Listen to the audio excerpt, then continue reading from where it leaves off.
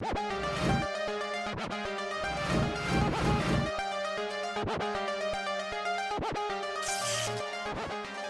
is up, guys? Chris Crypto here, back in the video. Please like, comment, and subscribe. We're at 353 subscribers. Once we hit that 500 subscriber mark, I'm going to be doing a $50 EGLD giveaway. I'm doing a back-to-back video here because I'll have a busy week ahead of me, and I don't know if I'll be able to put videos out every day. Hopefully I can. I'll try to make some time, but if not, try to get as much as I can out early and update you guys as soon as possible. But I want to make this video dedicated to Elrond itself, the token itself, the community, the team itself. And as you can see here, it's sitting at $181. It's just been sitting here, guys. It's just been sitting and chilling. That could be due to a variety of different factors. A lot of people are making money off of staking. People, over 60% of the supply circulating is being staked. So that shows me that only exchanges really are carrying vast amounts of EGLD. It would be stupid not to stake your coins.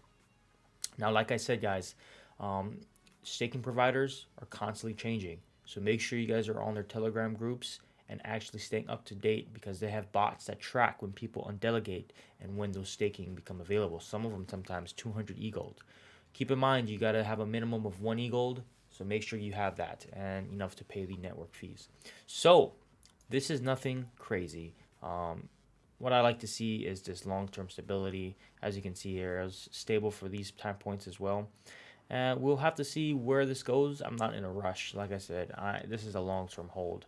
One of my biggest bags, but a long-term hold. $3 billion market cap. Super undervalued. This coin is, I don't understand why it's only at $3 billion, guys. When you have other coins here, don't really deserve to be on the spot. And some of them are good coins. They might have been in a longer, but I just see nothing but exponential growth for Elrond. So we'll sit tight, sit back, and we'll see what happens. So really quickly, I just want to talk about some of the weekly updates that they had. I kind of covered some of them in my past videos, but for those who haven't watched those, I wanted to just culminate this and just kind of give it to you all on one platter, right? So again, I'm not going to harp it again. ESDT tokens are live on the Elrond network. They use the native protocol performance to enable transfers that are orders of magnitude faster and more inexpensive than current implementations. The Maiar exchange will open up value swaps on a truly global scale, maybe even bigger than Uni, Pancake, or Sushi, guys. So let's take a look at what he has to say. Robert Sasu, right? I think he is one of the developers on the Elrond team. I believe that is the case. So what does he got to say? The Elrond Standard Digital Token is now active following the successful mainnet upgrade. We already know this. The community is already busy experimenting with tokens also on the mainnet. So guys, people are already playing around with different tokens, and you can track them via the Explorer, which has been upgraded to accommodate the tokens. So if you go here, guys, it's basically it's just like BSC, Binance Smart Chain, where you can look, guys, the tokens are actually here. Look at this, man. Wow. The tokens are here. Star Wars token, Milkshake, Gratitude, all with their owner accounts, and this is cool. This is pretty much your Binance Smart Chain, but I like it a lot better. This looks a lot cleaner, looks a lot better. I like that dark, and you can always change the color, guys, but I like that darkness. So that is the first thing, right? So second, the Maiar exchange audits for the underlying smart contracts are underway, and the user owner flows are undergoing tests and security checks. The public DevNet has been upgraded with ESDTs as well in preparation for our DEX/AMM public testing. So again, a lot of things in the works right now. 3, we have started working on the C SDK, which will implement the existing Go, Java, TypeScript, and Kotlin SDKs, broadening the spectrum of languages software creators can express themselves in the Elrond network. What does that mean? Basically, coding, programming, and software. It's all software under the hood stuff, kind of stuff that we don't really have to worry about unless you're adept in that kind of industry. But for me, that just means that they're making sure that they're tweaking things, making applications more accessible, and letting software creators be able to do what they need to, right? 4, other notable achievements. So the MEX distribution smart contract has been development. Okay, that's awesome.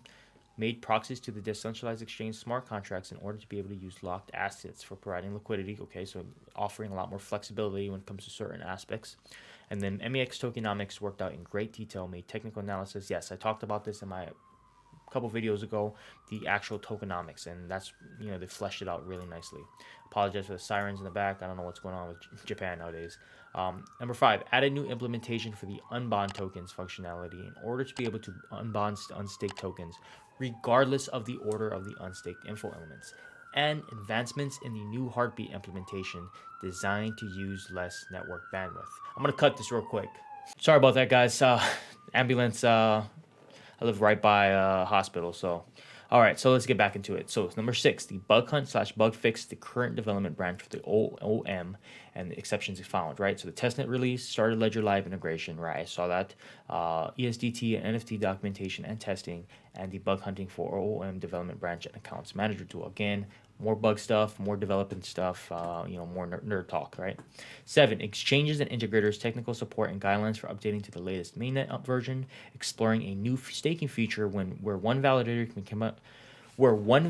can become a delegation smart contract owner and immediately accept a delegation from other users. So that's pretty cool. They're gonna make something, try to change how staking works, and, you know, offering different ways to do so can provide many valuable incentives.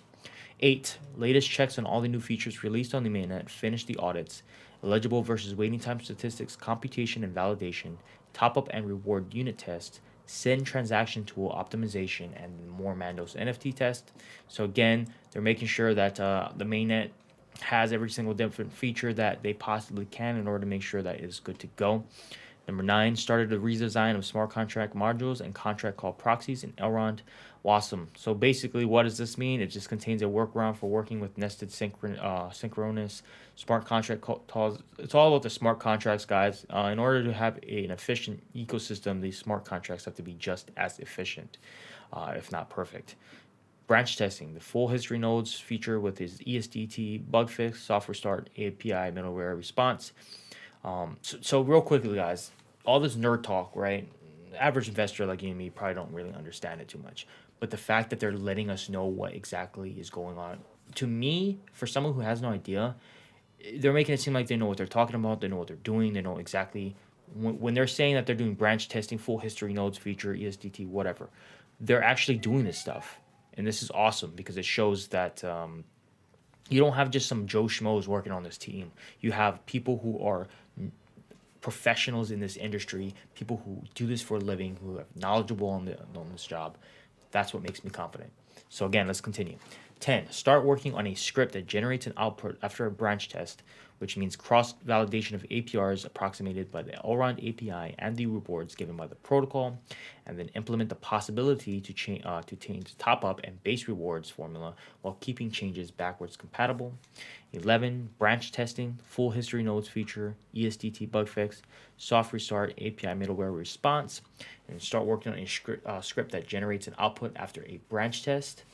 Tested the new version of the delegation contract and integration test for borrow flow. Number 12, continued adding tests and improvements on the hard fork component, working on the DEX smart contracts. Again, a lot of smart contract stuff, and working on extending the service module for the decentralized finance 2.0 exchange module with new added smart contracts. 13, lending contract system testing and ERDPY wrapper development, automated tests for lending contracts, and finish the implementation of a new component that handles management of scheduled SCRs. Stay hungry, stay foolish, and tune in soon for more of the Elrond tech, which powers the Elrond network ecosystem. Check our progress and get involved. So, guys, I don't know what's up with those sirens. I'm super sorry. It's probably annoying. It's annoying me. But a lot of things in the pipeline here. Guys, just pretty much weekly updates, but, you know, you can go on here and look at it yourself, but a lot of people like for me to explain it and break it down in the way best possible. And I think there's so many different things that I'm looking forward to with this team and this system. And don't put all your eggs in one basket. Obviously, I'm not a financial advisor, but you know, I can speculate on the fact that you can invest your money wisely, right? So let me know what you guys think of these updates. Do you understand some of these things and what they're talking about, and you can break it down easier than I can? Make sure you comment down in the section below. Hope you guys have a great night, day, whatever. Again, sorry for all the background noise. Trying to do this in the middle of the day. People are working. Love you guys. Have a good one.